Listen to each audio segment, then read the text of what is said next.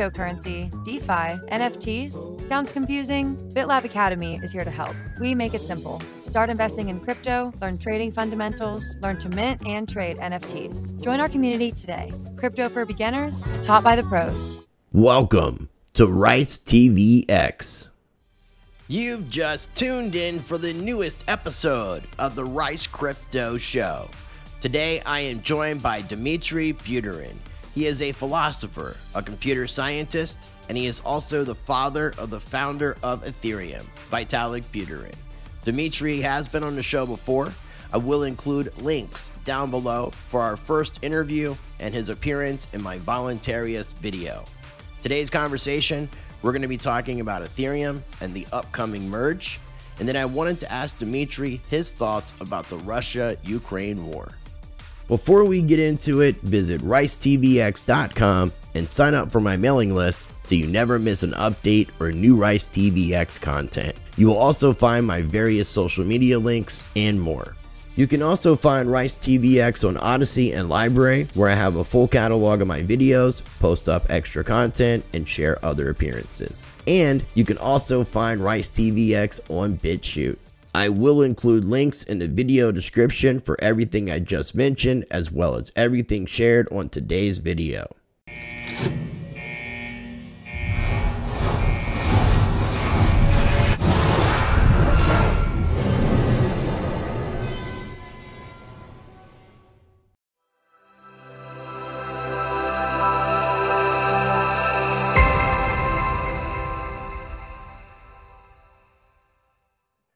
Okay, joining me on today's show is a returning guest and a conversation that I'm definitely looking forward to. This is Dmitry Buterin. He is not only the father of Vitalik Buterin, but this comes from his Twitter profile. He is a philosopher, a soap bubbles lover, a curious consciousness vibrating a weird, unique frequency of love, joy, and silliness. He is the proud father of not only Vitalik, but also two daughters. Lifelong learner, weirdo, computer scientist who introduced Vitalik to Bitcoin. As I said, he's been on the show before. I will have a link down below for that conversation. And he also recorded something after that interview that I used as a part of a video explaining what voluntaryism is. Since I just mentioned that, Dmitry, are you still kind of on the voluntaryism train? Are you still in that frame of thinking? Hey, Chris. Yeah, I mean, I guess these days I'm much less about concepts, right? Because people get stuck up on a label and then they argue like, oh, A is good or A is bad or A this means. But the thing is, like, it's much easier to agree when we say like, oh, here's a rock. No, it's a rock. It's not a rock, it's a squirrel. It's hard to argue about that. But when we talk about things like voluntarism, anarchism, stuff like that, people get really confused because we all have different definition of that. So back to your question, like, for me, there are a lot of the core concepts behind that, they resonate, like, the non-aggression principle, for example, right? Or, the drive for everything to happen as an outcome of voluntary interaction between willing human beings. For me, that makes a lot of sense. Right. So really, those are the core things, kind of, right? Not the specific kind of principle is definition. All right. No, I appreciate you explaining that. And I've kind of gotten more in that frame of thinking of shedding labels. Because as you said, I mean, it's even though there might be a dictionary or etymology where you can look up the root of what these words mean. When it comes to our modern language, we're going to have socially accepted norms of what is considered a socially accepted definition that may not work with the dictionary definition, but because it's the norm, like the word anarchy, meaning no master. But then, so right after I interviewed you, we had hell break loose, and there was a group. I try to be really careful with censorship. I mean, this is me mentioning the word, but Antifa, they really did a lot to distort the word anarchy, and not necessarily Antifa specifically, more of the media, their handling of the Antifa situation. What are your thoughts on that? have not followed that situation that closely because I live in Canada. That was for me more of something going on in the US as such. But even if you look at current events, the invasion of Ukraine by Russia, so it's really fascinating to watch how they're in Ukraine and most of the world.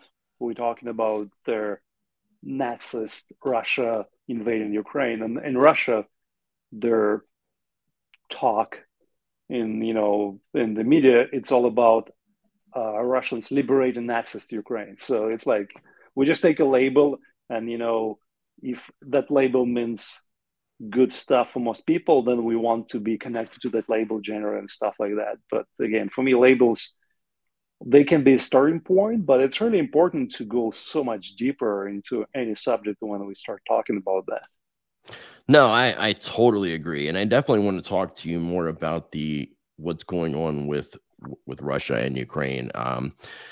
Now, as the father of Ethereum, which makes you the grandfather, and you're a computer scientist who introduced Vitalik to even the concept of cryptocurrency and Bitcoin, do you do any kind of coding or development in the crypto? I haven't done it in a long time. That's my background, and my first job was a software engineer in a bank.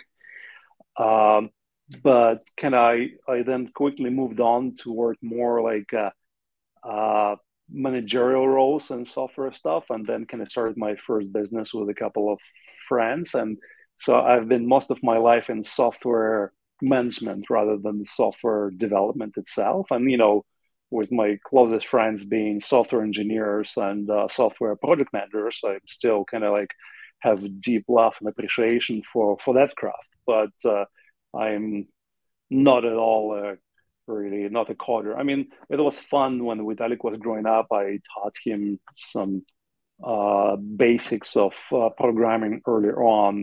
We used Visual Basic, which was part of Microsoft Office. So I enjoyed playing with that. But then again, coding as such is really just a way of clear thinking about the world, if you will. Okay. I like that. It's an interesting way of looking at it. Now working on the software side that you were talking about sounds like it would be extremely boring, which is why I could see you kind of getting in, out of doing that kind of work, becoming a serial entrepreneur, and kind of living more of a free life where you get to focus on your family and things like that. So I commend that very much. And I know that you're and that's your story with me, which is not me, right? Because it's not that really. It's also like, again, we go into the direction of all the different predilections that we have in our being, given the current circumstances, right? And I look at my circumstances and what was happening in the world around the time when I was a young adult. They directed me in certain direction, and for me, again, I love computer technology, coding, and all of that stuff. It's amazing. It's very complicated. There's a lot of cool stuff you can achieve. And what is also for me, what became clear is that humans are the most complicated computers of all, if you will, and their complexity is infinite. So however complex and wonderful computers-based systems are, groups of humans and societies are even more fascinating and complex, infinitely complex systems. And that over time, I gravitated much more toward that. In my very first business, again, I was the leader of our software engineering department. And I was very driven to create an awesome product that we're building for the local market in Russia back then and stuff like that.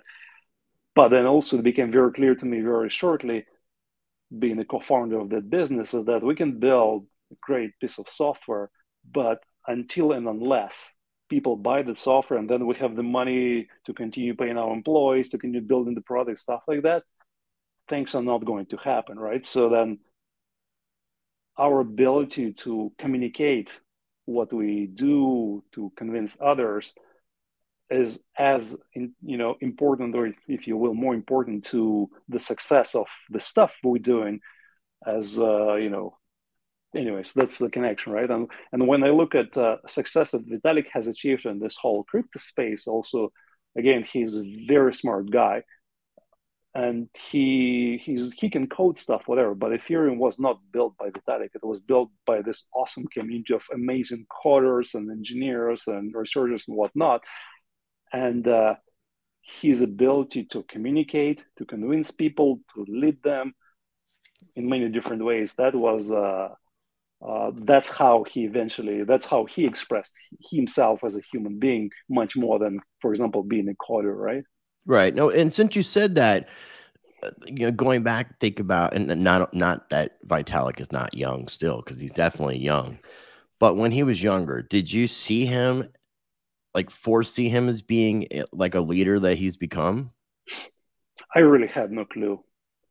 I didn't have a particular direction that I wanted to push him in. Like, of course, we, as any parent, or, if you will, most parents, we want our children to be healthy, to be happy, to be successful, and all of that, right?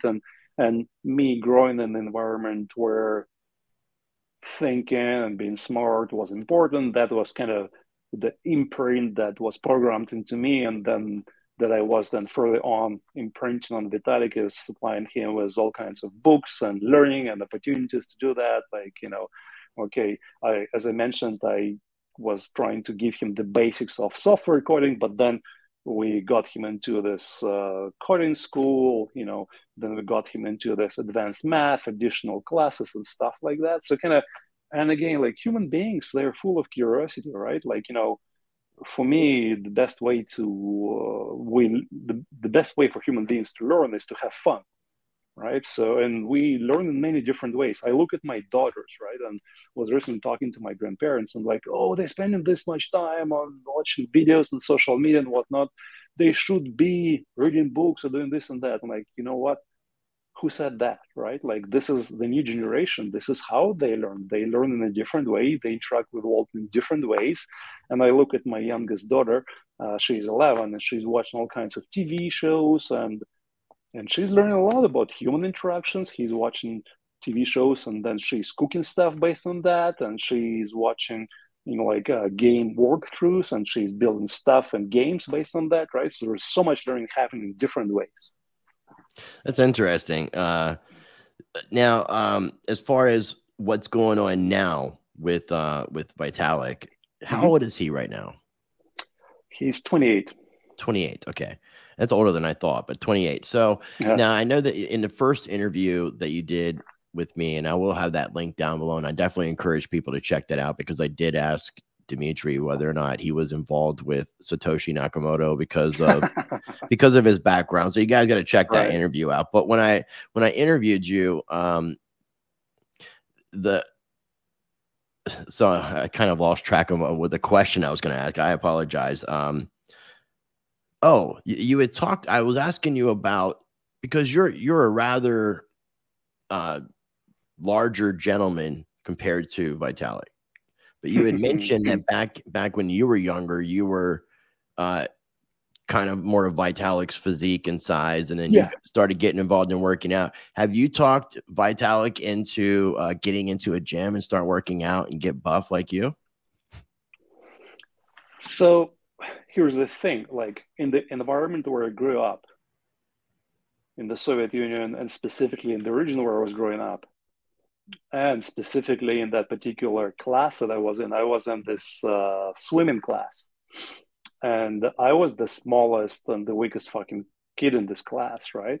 So there was a lot of factors around me that kind of pushed me into this whole pattern of thinking that, oh, like, being smart but small and weak is not the right way to be. And then eventually I got into exercising, and that's what I've been doing that for whatever, over 20 something years. And the thing is, like, that was unique to my circumstances, right? And the driver behind this was really like, I want to be loved, and I want not to be scared. So let me try to be big so people will not fuck with me. And then, the females will like me. It's all very simple. We humans are very simple. Well, were you picked on Did other kids pick on you? A lot, yes, and especially because there was a lot of ethnic conflict in that whole region. So, anyways, and the thing is, like, you know, Vitalik was growing up in very different circumstances. So And it's not on me to tell him like do this or don't do that. It's like, yeah, I mean, being healthy and exercising for that is, I think, is a good idea for any human being. And actually, Vitalik is very healthy. He does a lot of exercise that resonates with him, right? Okay. And for me to tell him that you should be going to the gym and doing this stuff is like, yeah, that would be stupid. Like, you know, in general, giving people advice, right? I get it. I totally do. I just want to see a buff Vitalik. That's all. I just want to see I want to see Vitalik do this complete 180 transformation, still be who he remains to be, but just this bulked up version of like the Incredible Hulk version of Vitalik. I mean, if he decides to do that at some point, then he decides to do that, right? But it's really, for me, the compassionate acceptance of humans the way they are is beautiful, man. What supports them and unfolding their full potential, right? Their full potential is not in my thinking of what they should be or your thinking or somebody else's thinking, right? Because again, different foundations, different circumstances, and yeah. Man, you got really good answers for everything. I don't think I know everything because I also know that all of my knowing is full of shit. I love that too. So I don't think I asked you last time, but what does Dima mean? Am I saying it correctly? Version of Dmitry, yeah. Like okay. Dmitry is a full name, like William versus Bill. So Dmitry and Dima is William versus Bill. So that's like a shortened version of your name. And is that the Russian version? Yeah, that's what most people around me call me. Like Dmitry is like my formal name. Okay. It's like somebody would be calling you Christopher. Exactly. Okay. Yeah. And I go by Chris. So Dima. Okay. Yeah. I got you. Makes sense. Okay. So you mentioned that you are not a coder or developer. Are you involved with, now I know you do like advising and things like that. I know that you were a co-founder of Block Geeks with Amir Rosic, and are you involved with like the Ethereum Foundation or Ethereum in any capacity? No, I've never been involved with them in any capacity, except from my compassionate love of what Ethereum represents, their opportunity for us as humanity to be more connected, more transparent, more open, and, you know, build again, interact with each other on a voluntary basis. So that's really what it is for me. But I've never been involved in any kind of capacity with that. Okay, that makes sense. But I mean, as somebody who's obviously following what, you know, your son is doing with the project, we have the Ethereum Merge getting ready to come up, where everything is going to be going from a proof of work to a proof of stake. Right on. Consensus. Now, I will have links for ethmerge.com, for the ethereum.org, talking about the upgrades and what the merge will be about. Also, winmerge.com, which is the countdown. As of right now, they're estimating the date to be the 13th of September, midday. Now, obviously, all this is going to change depending on, you know, each block that's mined and difficulty. Right on. We're recording this on the 29th of August. I'm going to be releasing it on the 30th. So what are your thoughts about this idea of, and a lot of people are comparing it to a car going down the highway 100 miles an hour and changing the engine while you're doing so, and expecting for no issues to take place. Now, from a car perspective, now looking at what's going on with Ethereum, with all the developers, with the whole entire community, they've been going through various phases with the test network. Right. And now that we're approaching mainnet, the Ethereum Foundation, which has offered up bounties before, is now like quadrupled up their bounties, paying up to $1 million ahead of the merge for people that can identify critical bugs that would have a high impact on a blockchain. What are your thoughts about this whole thing in general and going down smoothly? Yeah. Well, first of all, right, it's a very complex undertaking, and we humans, we always try to find some simplified metaphors to understand that, right? And one of the metaphors is that what you mentioned is like this loaded car driving full speed on the highway, and now we replace the engine let me build on that metaphor and extend it a little bit. The way, for example, Ethereum has been approaching that is actually, so that's like, what kind of car? It's a truck. So it's kind of carrying a huge load, and there is a lot of all of its transactions and blocks. Okay, what they've been doing actually for the last year and a half, there have been another truck running in parallel to the original truck, and it's been going full speed, just matching that at the same speed and distance. And there's a lot of testing going on, and they've been trying to see, okay, can we put a little bit of load into this, second truck, and build them their mechanism that at some point will basically just transfer all of the load or replicate the load in the second car and just stop their original car, right? And because we're not talking about physical load, we're talking about digital load. As you know, you have a picture, I can have a copy of the picture, so the transfer of the digital load is not like, it's much easier to achieve in the digital world. So kind of that's the metaphor. So it is a big challenge, but it's feasible, and something that the Ethereum community has been working toward for the last 7 years or so, since the Ethereum was launched, right? Because in the very foundation of Ethereum, in its white paper, Vitalik said that we're going toward proof of stake, and that's what the community has been working toward. And there are a lot of originally some optimistic forecasts. Oh, we'll go there in a couple of years, and there was a lot of this exciting research. And all these dead ends and all these problems, and eventually, again, the theoretical solution was found, and then a lot of testing, and then some practical problems were found, and then people just trying to find simpler ways to achieve the same goal. So it's very exciting time for sure, and I know that the whole Ethereum community, and for Vitalik, it's a huge milestone to do that. So at this point, I would say there are some risks and whatnot, but I really trust the brains and the motivation of the community to execute on that. So it is definitely a huge milestone for Ethereum and for the whole cryptocurrency and blockchain space in general. So I'm really looking forward to that. What do you think about proof of stake versus proof of work? And do you think that the argument that you're hearing from the mainstream about energy consumption from mining, the push for the ESG, and now BlackRock trying to do more vetting basically for greener mining? So what is your like, did you have a problem with proof of work at all? Do you like proof of work? And proof of work was amazing invention, amazing, right? Like a Bitcoin aside, I love it. Obviously it was such a wonderful creation that again was built on so many other inventions and ideas other people created before that. That's how we move forward, right? And that invention, nobody could have envisioned their success it actually achieved, the level of usage and so on. And then all the people trying to copycat Bitcoin and trying to build something bigger and better. So again, even though I'm not a coder, but I've been in software industry all of my life.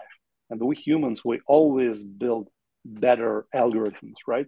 So to give you some, obviously very important to humans, right? Just look at all the conflicts we've had over the years in Middle East and other regions. And right now, actually, Russia is holding Europe hostage with their energy supplies over the war in Ukraine, and you can see. So, of course, as humans, we want to have more energy, renewable energy that brings less damage to the planet, that is, creating less geopolitical conflict and such. So obviously, it's an important topic. So when I think about proof of work and proof of stake, what is proof of work? It's really grossly oversimplifying, right? But it's a way because it's decentralized system, so people who participate in the network, in this case miners, who provide the computing capacity to process transactions, they get to vote, if you will, democratically, what is whether this transaction and then this collection of transactions, this block is correct or not, right? And then the system automatically determines that, okay, the majority of people decided that this is correct, we're going forward with that, right? And the question is like, how do you count the votes, right? Because that even in a regular voting process, there are all kinds of issues and problems. And here we're talking about automated voting by computer. How do you know that this computer right here is the same with different computer, or maybe it's really smart guy with VPN switching, connection points 100 times a second and appearing to be 100 computers, right? So proof of work was a very ingenious algorithm that resulted in this way, that basically everybody who participates in the network, you have to keep running your computers at full capacity all the time to solve these cryptographic puzzles to prove to the system that you're doing some work. And that, once you prove that you have this capacity, this means that you have vested stake, you have vested interest in, being part of the system, you have proven to the system, and proportionally to the resources you have invested, then you get the vote to confirm that, yes, this are good transactions or not. That's the idea of proof of work.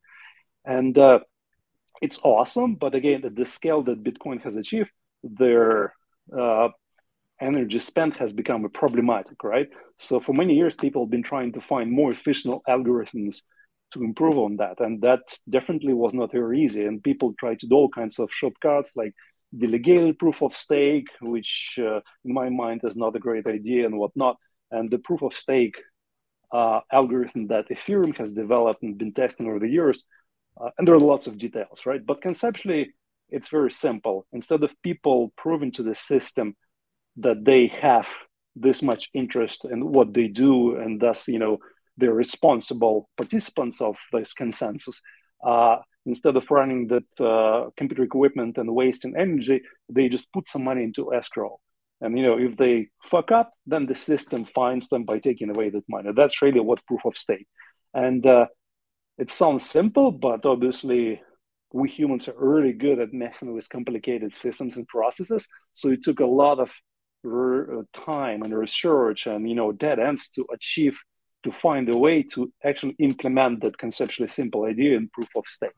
So again, because we are taking away the necessity for people to keep running their computers, the actual processing of transactions, validation of them, adding them to the block is basically 0.05% of the total load in the proof of work. The rest of the energy is just spent on people running their computers so that they can say, the system can determine that, yes, they have this much computing power, right? So in proof of stake, they no longer have to do this. The system simply checks, okay, this is their balance in the escrow. This means that they have this much at stake. This means that this are their chances of participating in this consensus and, confirming the transactions. So yes, their decrease in energy spend is humongous, and it's a big deal. So I think that for a lot of critics of blockchains and cryptocurrency, the second biggest cryptocurrency, Ethereum, switching to proof of stake, which drastically diminishes its energy usage, is a big deal. And I think that for adoption of this by many people and for, many businesses with, ESG, mandate and stuff like that. So it is a big deal. Okay. No, I appreciate you explaining it that way. And it sounds like that, even though you're not currently a developer or coder or anything like that, you seem to be very, very understanding of what's going on. Like at such a higher depth than I can even comprehend. But no, I appreciate you explaining it, and it makes sense. So now there is the idea that some of the miners are talking about forking Ethereum when this takes place, and basically remaining with a proof of work, which is interesting because we had Ethereum come out, and then there was the attack on the blockchain, the fork that took place with Ethereum Classic and Ethereum. Yeah. So we're talking about Ethereum and now the miners are talking about possibly, well, they're going to, it looks like, fork into a proof of work chain. What do you think about the idea of that taking place, and do you think it would be successful versus what Vitalik and the Ethereum Foundation and the Ethereum coders are doing? For me, it's hard to envision that being anything significant, except for maybe a short blip on the radar in the current moment. And I do know that some of the miners who do want to keep, doing mining, they switched over to Ethereum Classic, and sure, why not? Ethereum Classic still uses proof of work, and they have no intention of changing that. Mm-hmm. And trying to create another chain, ETH Power, whatever the name of that fork would be, doesn't make a lot of sense to me because, again, Ethereum community has been over the years really built around one of their foundational goals was to move to proof of stake, right?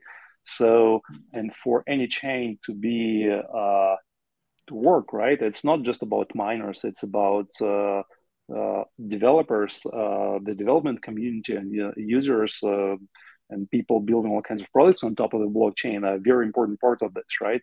And because the majority of them have been for years working toward proof of stake and support the main Ethereum, the existing the Ethereum, that is switching to proof of stake, it's hard for me to envision any success of that fork. And even when I look back to Ethereum Classic, right, like I still remember the time when that fork happened, right? And initially, I believe there was about 15% or so of mining capacity ended up staying with Ethereum Classic, and the rest mining their Ethereum that forked. So that was the ratio between Ethereum Classic and Ethereum. It was 1-6. 1-6. Right now it's 1-40, right? So, and actually I'm amazed that Ethereum Classic actually stayed on and still exists after all these years, because they did have a whole bunch of major problems and 51% attacks and whatnot. So, and I don't think that that initiative that you're talking about has much less viability, I believe, than Ethereum Classic. So yeah, I mean, but again, I'm all about voluntarism, if you will, right? If some people think that this is a good idea and they want to try that, why not, right? Let's let people try that. Let's see what happens. This is how we humans move the world forward. We experiment. And maybe Ethereum will become a big fail and we all scream and run back, and who knows, right? Like, I'm not attached to the expectation of this. I feel good about the chances of success of this transition, but your world is such an interesting place. Oh, that's an understatement, my friend. That is such an understatement. Now, there was. Oh, now when it comes to what you just said, do you think that it's possible, or do you think it would be beneficial? Because there is talk about Bitcoin. Some people talking about wanting Bitcoin to move to a proof of stake consensus mechanism. Do you think Bitcoin is good the way it is, or could you see the evolution of Bitcoin being a proof of stake? Again, as I said, Bitcoin was an amazing invention. And it's also been very strong in a way that it's positioning, right? That the position of Bitcoin has been for a long time is that we're pretty much perfect. We don't have to change in any way, which is very strong, but also there are weaknesses to that. Because in my mind, again, as a guy who spent decades of his life in technologies evolve, or eventually something else comes over and overtakes them, something that is that works better, that's, I don't know, spends less energy, provides more usefulness to users, whatever. So I do think that there are, again, for me, in a way, it's like when I look at this war between Russia and Ukraine, if you listen to Russian news or Russian military generals, they constantly saying, we are so successful, we have achieved this breakthrough, we killed like millions of Ukrainian army and destroyed this, and they can never admit weaknesses. And the thing is, like, until and unless we can look at some things and say, yeah, you know what, this is a problem, or we can look at ourselves and say, yeah, I kind of suck, like I'm great in this way, but I kind of suck, and then I can build on that. So Bitcoin, again, amazing technology, and now we've seen a number of issues that in my mind has to be dealt with, the energy consumption, its security budget, because of how much people are willing to spend on commissions versus the cost of mining, stuff like that. So I do think that once Ethereum successfully switches to proof of stake, the pressure on Bitcoin to deal with that will become bigger, right? And I think that the resistance to change that will be huge, because that's been their very strong point of Bitcoin fans, is like, we're doing proof of work and this is it, we're never going to change it. The pressure will be there, and it will be quite difficult to deal with, right? And whenever there is a lot of pressure, pressure builds up, and if it's not released in small steps, eventually there is a big blow up, right? And yeah. And BlackRock getting involved in Bitcoin with their Bitcoin trust, I think is going to have a lot to do with that pressure that you're talking about, honestly. And I'd like to, pay attention. I want to be paying attention to that and seeing what's going on. Now, a friend of mine, Crypto Blood, who's a fellow content creator, I told him I was going to have you on and asked if he had any questions that he, and a question that he had, which I thought was a really good question. There's a lot of talk about the layer 2 scaling solutions that are being used, like Matic, for example, Polygon. Yeah. What role do you think these layer 2 solutions, these secondary blockchains, are going to play within the Ethereum ecosystem after the full the whole full upgrade is done?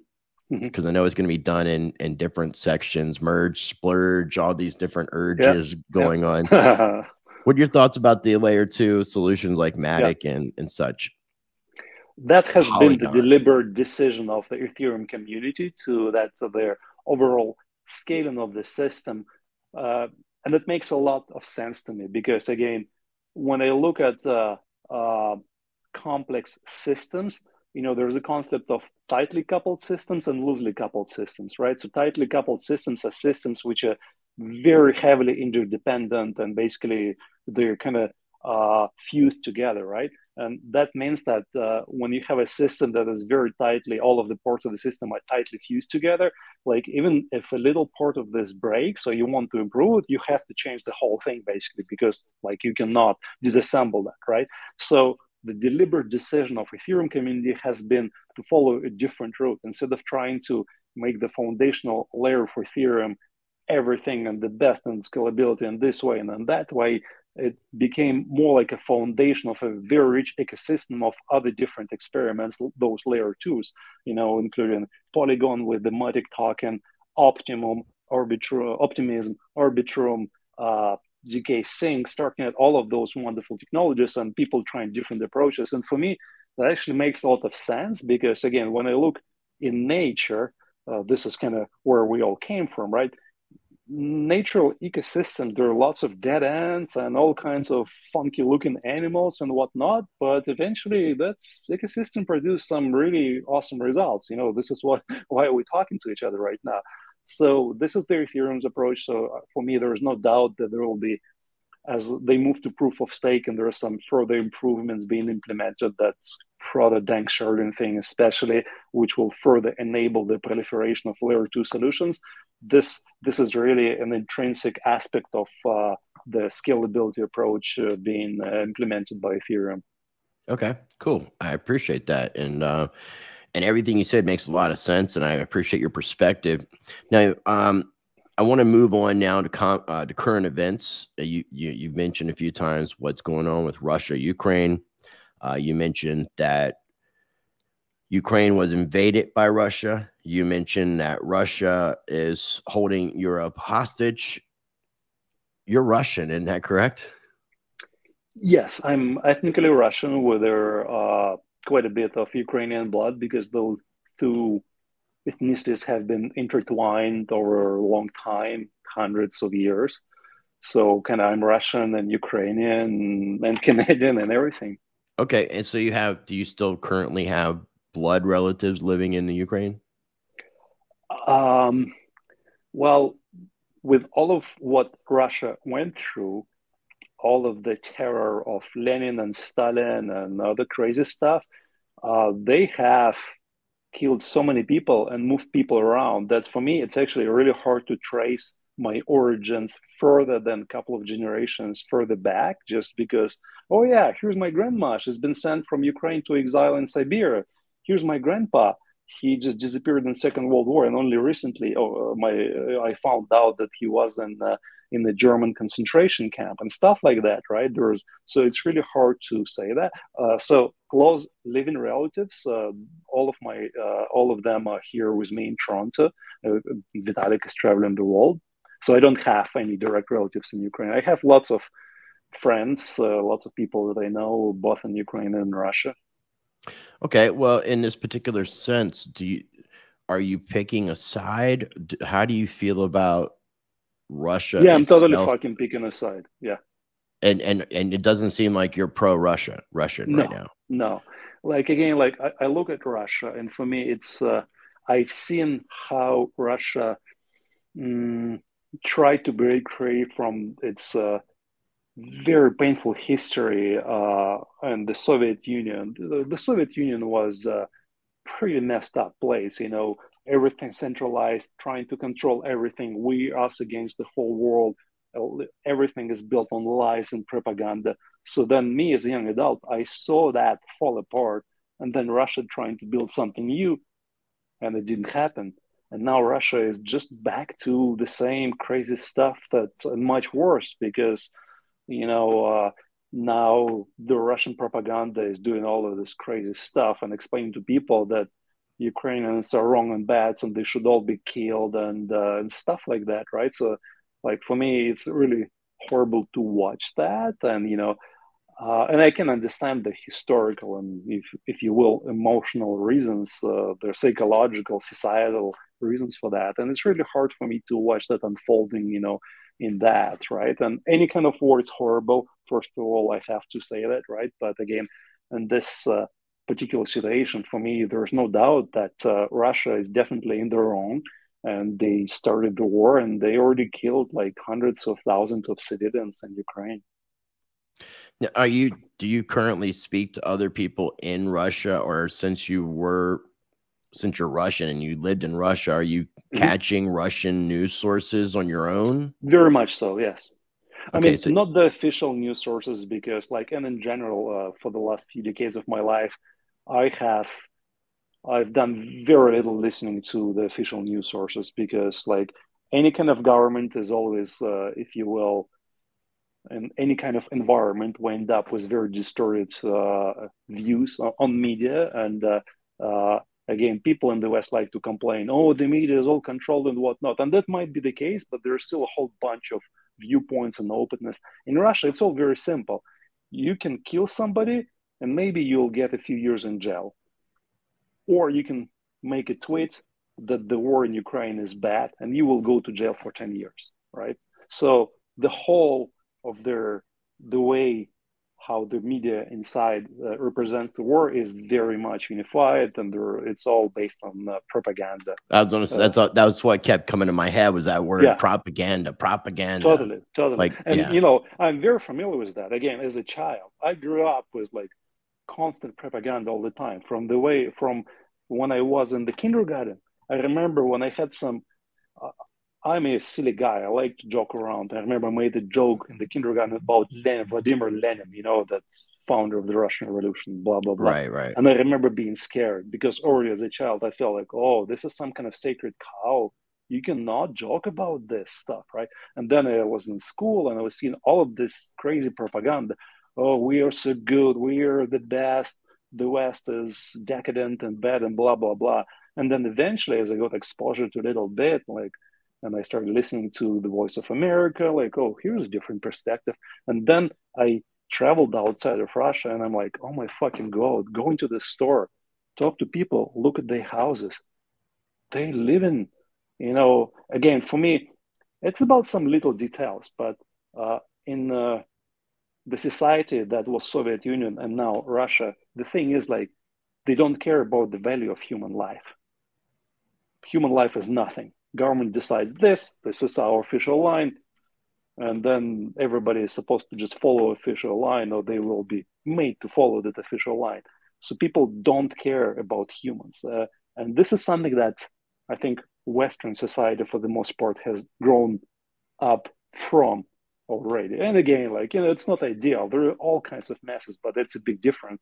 And I have to say, like, one little stupid example, I'll tell you, right? But for me, it was bathrooms. Like in Soviet Union, you go to school and the bathroom is basically this open space with a bunch of holes in the floor. That's the bathroom. There's no privacy. There's no toilet paper. Nobody gives a fuck.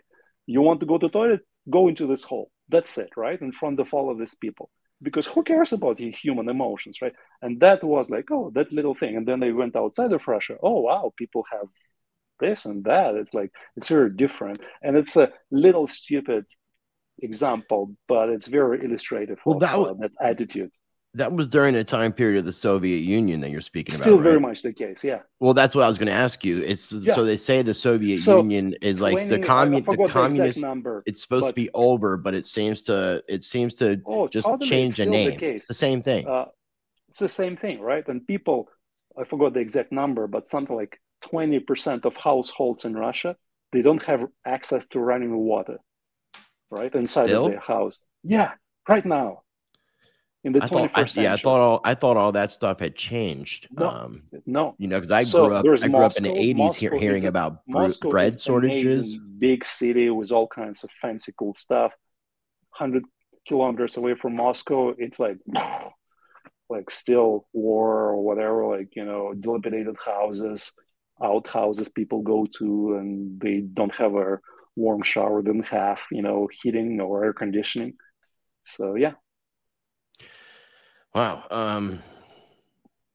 Okay, so as I was looking at your website, I was noticing that, and I don't know if you're involved with these projects or not, or if it's just projects that you're helping to support, but I noticed gate.org, where you can donate to Ukrainian families, and then the Ukraine DAO. Is that something, the Ukraine DAO, is that something that you're involved in or just support?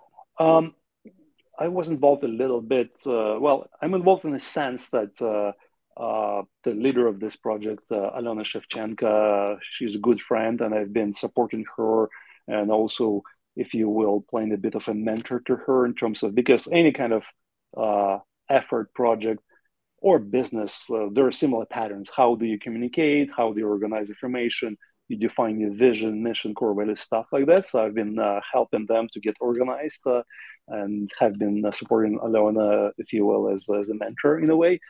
Gay.org, I got involved a few months ago, really awesome nonprofit out of US, started by some American Ukrainians, and I'm on the board of directors. And yeah, they doing awesome work helping families directly. They're still very young. They have done a lot. And again, like, we can talk about this geopolitics and stuff and, you know, being smart, but at the end of the day, we're talking about humans, right? And sometimes when people talk about making big impact, they always think, oh, I have to do something huge. I have to create new Facebook or Ethereum or whatever it is. You know what? Can you be just fucking kind to people around you, to your friends, to your relatives, to your children? Can you spend $50 here? Are you kind to this homeless person on the street, right? It's not about necessarily the big thing. Is not about some huge thing. It's about a lot of the little things every day. This is what life is. Yeah, no, I say this in my shows all the time, and I say it so that I can practice it. It's just the idea of practice change, which is being a blessing to others, treating people how you want to be treated, you know, ultimately, and being the change that you want to see in this world. Yes. And, you know, what you're saying is very deep, and it's really difficult to practice too, because there are many sides to that, including our own self-compassion. Because when there's more sensitivity and seeing like, oh yeah, I'm a human being. This is how I fucked up. Oh, I've done this. You know, this is, you know, how what I've done hurt other people and stuff like that. When there's more love and acceptance of that, there's also less judgment, right? So for me, it's like that's the freedom where it's found. Is like, I look at the situation in Ukraine, and, you know, I think that Russia is in the wrong. I think that Putin and people who support them, they're total crazy fuckers. And this is my perspective. In their mind, you know, some of my classmates from Russia, they messaged me and told me that I'm a traitor who should be damned to hell and should die because traitor of motherland Russia. Like, sure, that's their perspective, right? Like, of course, I'm a different human from them, and a different circumstances and a different environment, right? So this is like, you know, this is the freedom that we're looking for. The freedom isn't the fact is that I am what I am, you're what you are, and you're not wrong, I'm not wrong, and us not agreeing on something is not wrong. It's just like we're looking at the same infinite reality from two different perspectives. Well, so you left Russia, moved to Canada. And prior to the Ukraine invasion, there was the Crimea stuff. I mean, there's been issues going on with Russia for quite some time. So when you left Russia, did you leave Russia because you despised the motherland and you wanted nothing to do with it and you moved to Canada to separate yourself? Or were you still patriotic to what Russia was about? I've never been really patriotic, but because I think that patriotism most of the time is manipulation by one side to say we're great and the other side is bad. Well, you know what? That, like, for me, that was clear bullshit. I left Russia end of '99. So back then, Putin just came into power. There was still a lot of hope that Russia is moving this direction, but there was already a lot of stuff happened, you know, in the '90s. That was like the wars in Chechnya, which I also look very differently at now than I look back then. You know, the bombings of houses in Russia that happened, I think, in '99, and clearly now it can be clearly seen that it was all actually the handwork of Putin and his gang. You know, as they were trying to scare the population into, you know, getting stronger and stronger hand of government, if you will, keeping them safe, so to say.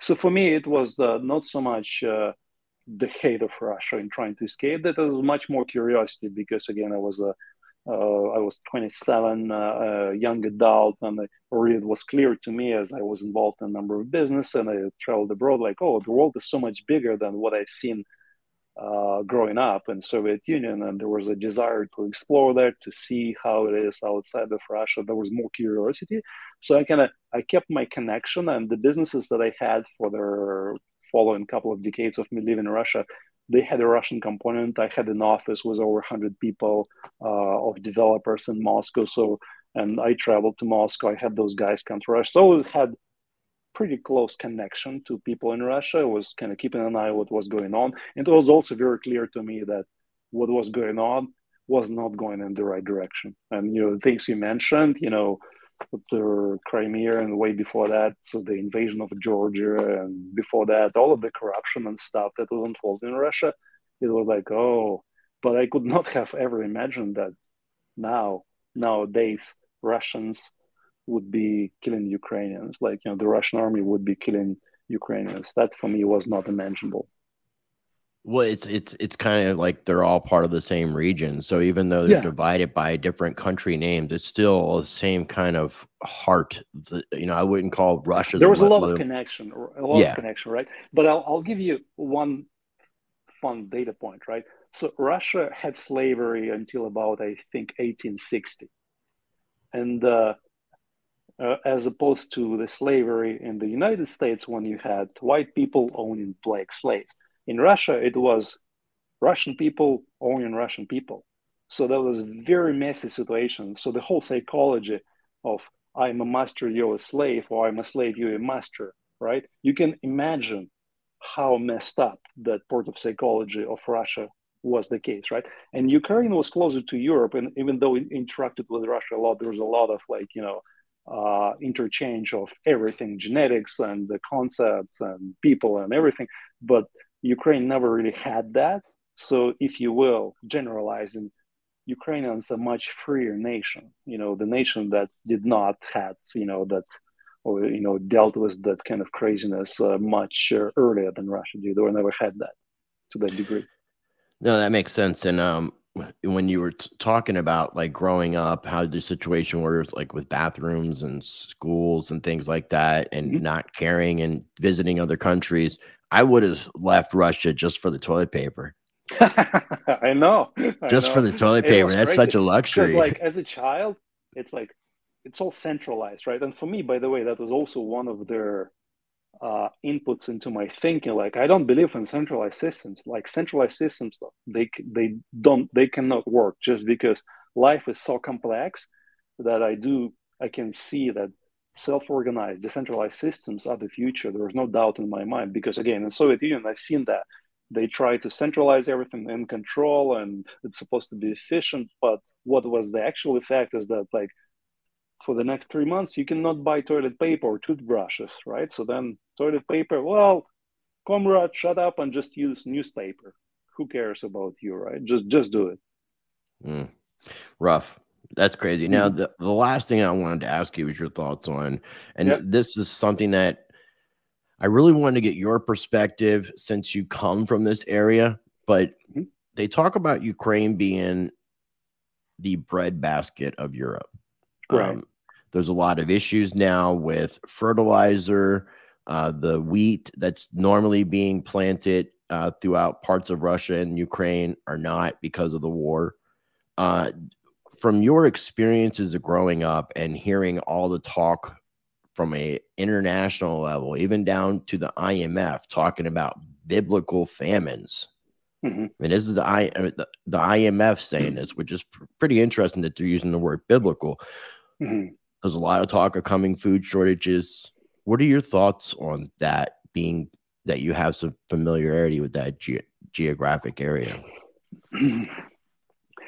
I don't have a lot of knowledge and familiarity with that particular aspect of, you know, their economy and the industry. I do know it's a big deal, and it's also something that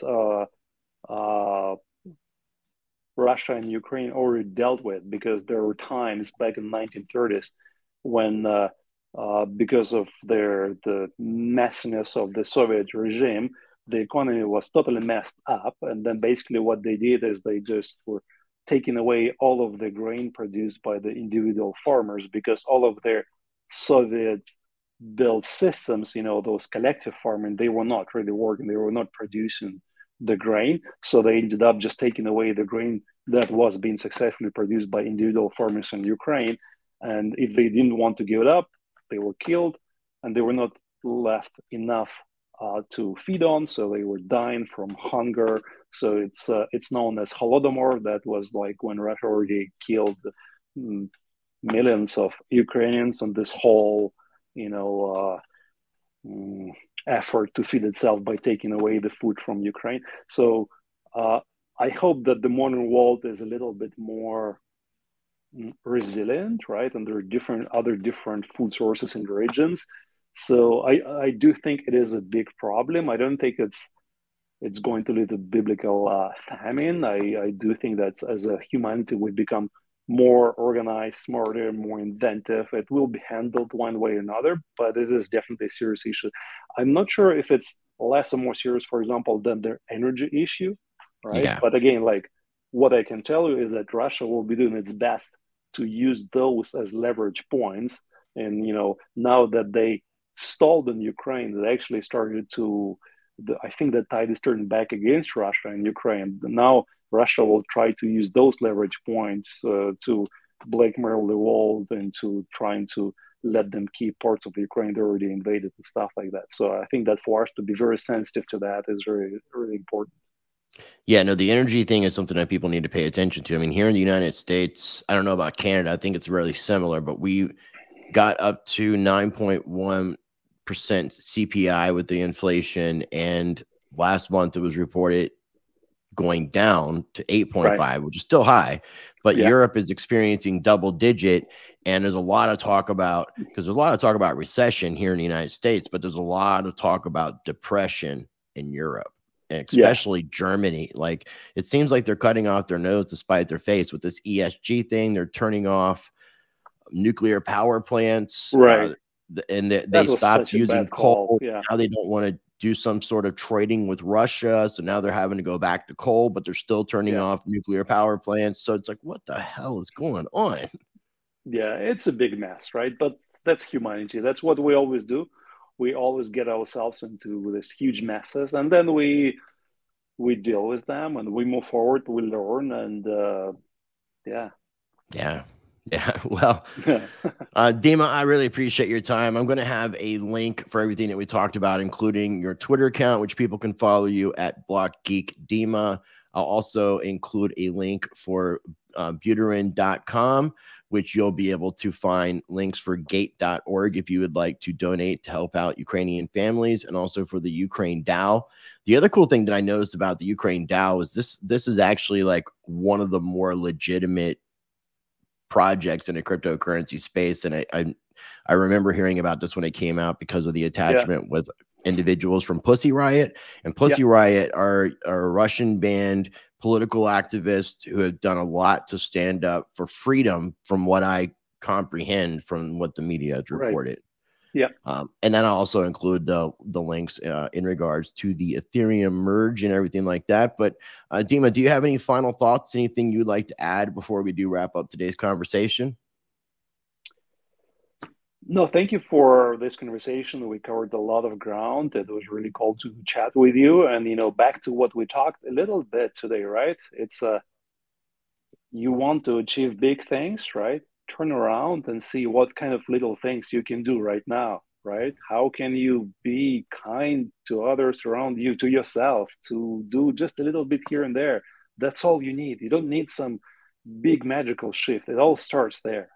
This is it. So love you all, guys. Thank you, Chris. And Slava Ukraini, which means glory to Ukraine.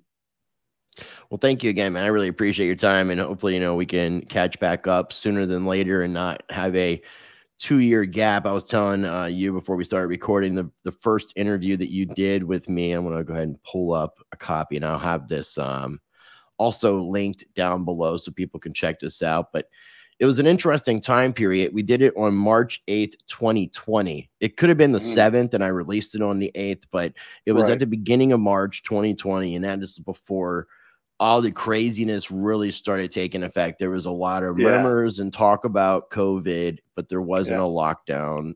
That's right. A few weeks right after this interview is when the crypto markets hit their lows. And also we seen the stock market basically almost crash, where they had to stop the trading and stuff like that. So interesting time period. Hopefully so much crazy stuff doesn't happen in between our next conversation, but I'm definitely... Oh, there might be. Well, I'm going to be paying attention. If stuff escalates too with the Russia-Ukraine situation, I'd like to reconnect with you, and I'll reach out to you in regards to that if something gets super crazy. So bear with me 1 second. I'm just going to wrap up the recording. Ladies and gentlemen, again, I appreciate you guys tuning in. Check out that first conversation that I did with Mr. Dmitry Buterin. Also, make sure you're checking out the Voluntaryist video. I have not only Mr. Dima here as part of it, but Roger Ver was part of it. Adam Kokesh, and there was somebody else. Oh, I took a speech. He didn't give it to me, but I took something from Larkin Rose and included that. So I encourage people to check that out. Those will be linked down below, as well as everything we talked about on today's show. If you're not subscribed, make sure you're subscribed, and I will leave you with this. Be a blessing to others. Treat people how you want to be treated. Be the change you want to see in this world. Practice change. Much love. Take care.